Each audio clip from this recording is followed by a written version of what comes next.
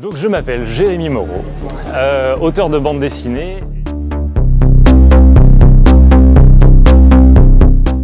Pour chaque histoire, finalement, le fait que ce soit des animaux que je mets en scène, ça crée des histoires très très différentes de celles que je pouvais faire du point de vue humain.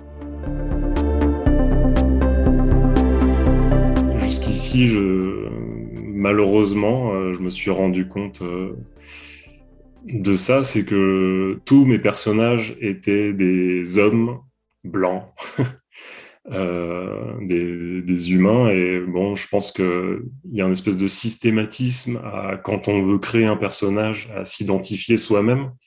Donc je me projetais dans mes personnages. Et là, c'est vrai que j'ai eu beaucoup de plaisir finalement avec cette bande dessinée à décentrer mon regard d'auteur, mon regard de narrateur, et de m'amuser à rentrer dans la peau d'un Bernard l'Ermite, dans la peau d'un oiseau, d'un étourneau. Et tout d'un coup, ça ouvre plein d'histoires très différentes.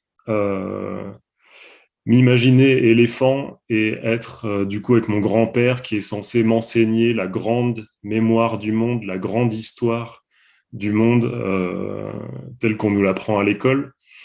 Et finalement, le cheminement de ce petit éléphanteau qui découvre que les souris ont une vision de l'histoire complètement différente.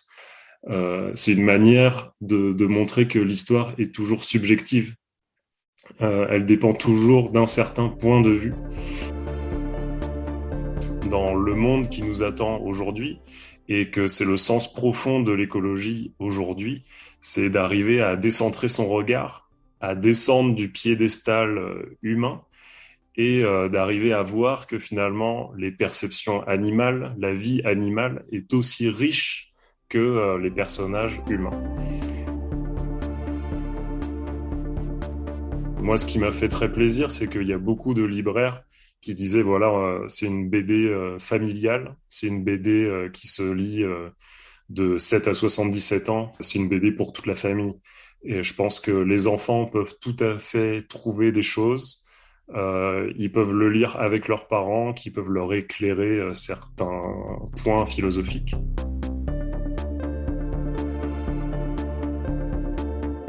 Comment je suis arrivé à vouloir devenir dessinateur? C'est arrivé très tôt.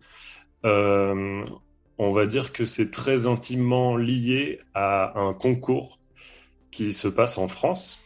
Je ne sais pas si vous connaissez le festival d'Angoulême, qui est un festival d'importance internationale en France et qui est un festival dédié entièrement à la bande dessinée. Et il se trouve que il y a un concours scolaire qui s'adresse à tous les enfants de France où on peut participer et créer une histoire.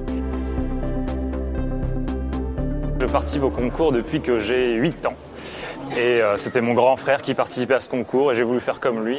Et en fait, de 8 à 16 ans, tous les ans, j'ai participé à ce concours.